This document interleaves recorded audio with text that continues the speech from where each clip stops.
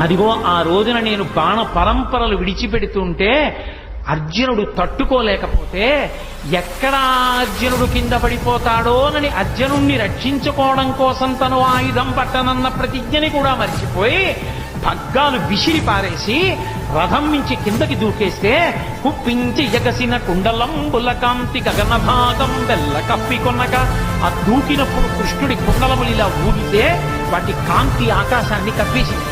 ఆయన కడుపులో ఉన్నటువంటి జగములన్నీ ఇలా ఊగిపోతే కోపంతో ఆయుధం పట్టనన్నవాడు చక్రం పట్టుకుని పరిగెత్తుకొచ్చేస్తుంటే పైనున్న పచ్చని పటముజార వేసుకున్న పచ్చటి ఆ ఉత్తరీయం జారి కింద పడిపోతుంటే నమ్మితినాలా ఉనగుబాటు చేయకు మన్నింపుమని క్రీడి మరల దిగువ. బావా అర్జునుడు చేతకాని వాడు కాకపోతే కృష్ణుడు ఆయుధం పట్టుకున్నాడని లోకం చెప్పుకుంటుంది. బావా వదిలేయి వదిలేయి వదిలేయి అని అర్జునుడు వెంటపడు